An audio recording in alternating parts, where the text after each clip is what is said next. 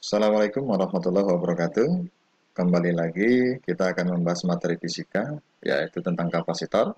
Semoga Anda sekalian, siswa-siswi Bapak dalam keadaan sehat, tetap semangat ya. Kali ini kita akan membahas tentang kapasitor, tapi sebelumnya ya, jangan lupa like and subscribe video kali ini. Terima kasih bagi yang sudah like and subscribe. Kita lanjut materi tentang kapasitor. Nah, apa itu kapasitor? Kapasitor atau sering disebut dengan kondensator, ya, adalah komponen yang dibuat untuk menyimpan muatan listrik yang besar untuk sementara waktu. Ya. Kemudian, yang pertama, kapasitas kapasitor didefinisikan sebagai perbandingan antara muatan yang tersimpan tiap satu satuan beda potensial bidang-bidangnya. Nah, khususnya kita akan membahas tentang kapasitas kapasitor. Apa saja yang mempengaruhi kapasitas kapasitor tersebut? Kita lihat berikutnya. Di sini ada, nah, jenis kapasitor. Ini adalah kapasitor elektrolit atau elko, disebut elko yang satuannya dalam mikrofarad. Kemudian kamu lihat di sini ada kapasitor jenis keramik, ya, bisa dikatakan keramik atau mikah, ya. Kemudian di sini kapasitor, nah sering kita jumpai di power supply, ya, pada power supply televisi, power supply DVD, power supply elektronik, ya. Kemudian kita lihat di sini, nah ini juga di televisi lebih banyak dijumpai, ya, kapasitor yang kodenya 151J, ya. Kemudian kita lihat apa sih rumusnya mencari kapasitas dari sebuah kapasitor. Rumusnya adalah C sama dengan Q per V, ya, Q dibagi dengan V. Apa itu C? C itu adalah kapasitas kapasitor yang satuannya adalah farad. Satuan kapasitor adalah farad. Nah, ada juga mikrofarad, ada juga kamu jumpai nanti nanofarad, ada dijumpai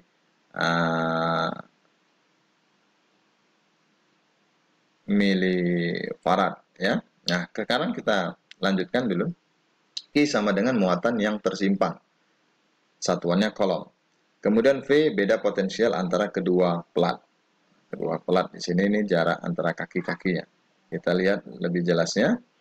Faktor-faktor yang menentukan kapasitas dari sebuah kapasitor, beda potensial antara kedua pelat dapat dirumuskan. Kita lihat rumusnya, ya. V sama dengan E dikali D. Kita perhatikan gambarnya. Apa itu E? Berarti dia apa namanya, bisa dikatakan bahannya. E nanti di sini dia bahan dielektrik apa gitu, ya. Kemudian D ini dia jarak antara kedua pelat. Kita lihat lagi penjelasan berikutnya. Karena kuat medan antara kedua pelat adalah E sama dengan Q per A kali X0, maka V kita rubah. Yang tadinya nilai E ini kita ganti dengan rumus yang ini. Maka bisa bentuk sederhana V sama dengan Q dikali D per A X0. Ya, hasil dari perubahan E tadi kita ganti dengan yang ini, maka hasil V ini rumusnya. Nah, sehingga dari C sama dengan Q per V, nah ini bisa disederhanakan lagi bentuknya. Maka C0 sama dengan A dikali E0 per D. Nah, apa itu C0? Kapasitas berisi udara F. E satuannya farad, ya. A sama dengan luas pelat yang satuannya meter kuadrat. D adalah jarak kedua pelat, ya. Satuannya meter. Kemudian E0 sama dengan permitivitas udara. Ya. Kita perhatikan. Bila di antara kedua pelat diberi zat dielektrik dengan konstanta dielektrik K, maka permitivitas antara kedua keping menjadi E yang nilainya, perhatikan, ya. Nah, ini bisa dihitung E sama dengan K dikali epsilon 0, ya. Dan kapasitas kapasitor menjadi C sama dengan A dikali E per D, atau C sama dengan A dikali K dikali E0 per D. Ini sama saja.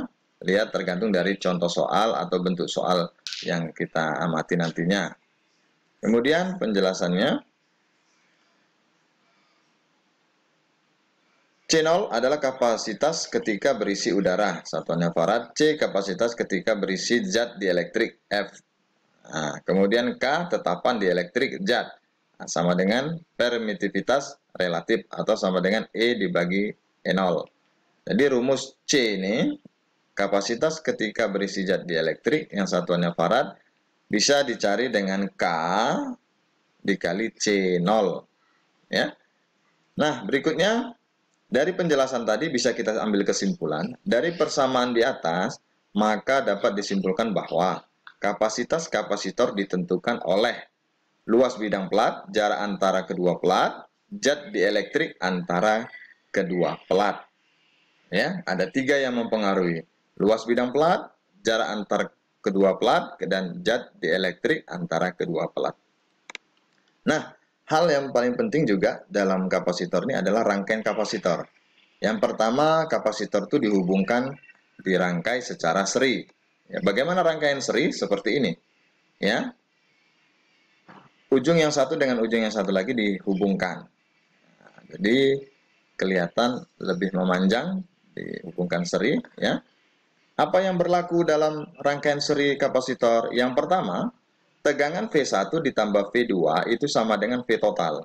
Artinya, tegangan pada C1 kapasitor yang pertama ini, itu tegangannya jika dijumlahkan dengan tegangan pada kapasitor C2, yang dikatakan V2, akan sama nilainya dengan V total. Ya, V total. Nah, Q1 sama dengan Q2 berlaku, ya, sama dengan Q total. Ya, di sini jadinya untuk 1 per CS, rumus untuk rangkaian serinya sama dengan 1 per C1 ditambah 1 per C2 ditambah titik-titik. Ini artinya dan seterusnya. Apabila kapasitornya 3, 4, maka di sini ada C3, C4 bertambah dia. Nah, hal yang paling penting yang kita harus perhatikan adalah pada rangkaian seri bahwasanya tegangan 1 tambah tegangan 2 atau beda potensial 1 tambah beda potensial 2 sama dengan beda potensial totalnya. Sedangkan Q1 sama dengan Q2 sama dengan Q totalnya. Nah, itu yang paling penting harus kita ingat pada rangkaian kapasitor seri. Ya. Nah, selanjutnya kita lihat rangkaian paralel. Ya, rangkaian paralel seperti ini bentuknya. Disejajarkan, ya, terhubung.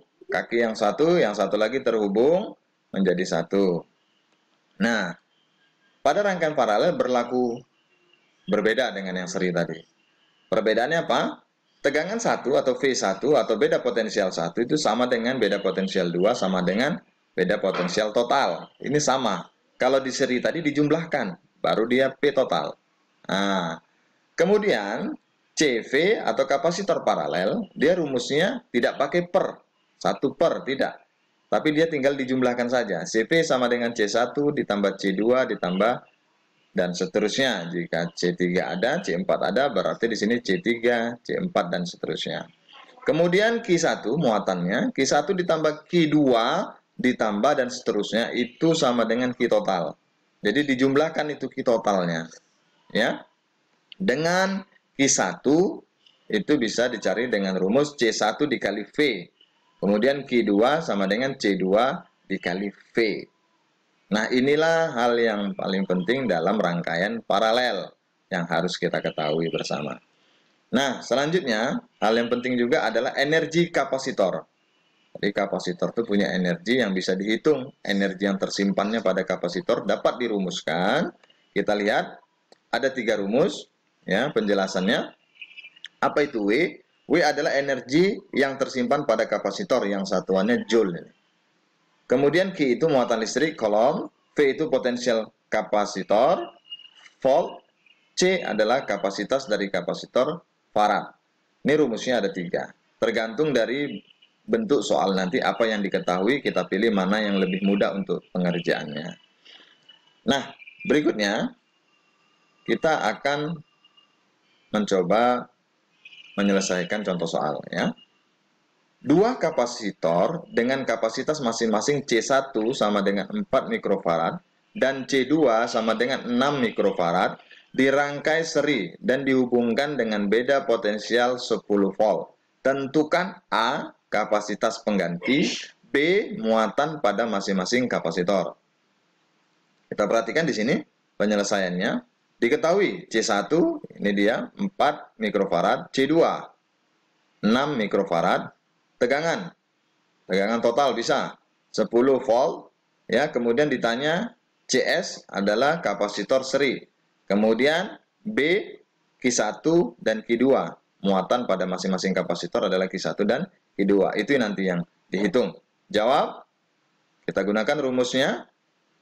Pada rangkaian seri berlaku rumus 1/CS sama dengan 1/C1 tambah 1/C2. Ya, ini tambah dan seterusnya kalau C-nya sampai 34. Tapi ini karena 2, maka sampai 2 saja. 1/CS sama dengan 1/4. C1 nilainya 4. 1/C2, 1/6. Karena C2-nya 6. Nah, kemudian ini kita selesaikan bilangan pecahan ini, kita selesaikan. Di sini rumus berlaku dalam bilangan pecahan, bahwasanya yang di atas dikalikan kalau ada 2, yang di bawah dijumlahkan, tetapi ini terbalik, yang 1/CS menjadi CS/1. Ya, di atas dikalikan 6 kali 4, kemudian di bawahnya dijumlahkan 6 ditambah 4. Nah, kita tidak perlu lagi menyamakan penyebutnya, tapi langsung bisa cara cepatnya tinggal dikalikan di atas, di bawahnya dijumlahkan jika ada 2 kapasitornya. Jadi 6 kali 4 hasilnya 24, 6 ditambah 10 hasilnya 10, berarti 24 dibagi 10 hasilnya 2,4 mikrofarad. Nah, selanjutnya kita hitung besar muatan masing-masing kapasitor. CS sama dengan Q gabungan, ya, Q total, dibagi dengan V total. Nah, Q gabungan atau Q total sama dengan CS, kapasitor serinya, ya, dikali V total. V totalnya ini 10 volt, maka kita ganti nilainya 2,4 yang dapat dari sini, kemudian V total yang ada di sini 10 volt sama dengan 2,4 kali 10 hasilnya 24 mikrocoulomb, ya. Q total atau Q gabungan itu sama nilainya dengan Q1 sama dengan Q2 sama dengan Q gabungan atau Q total yang nilainya adalah 24 mikrocoulomb. Nah, inilah hasil, ya, jawaban dari contoh soal ini.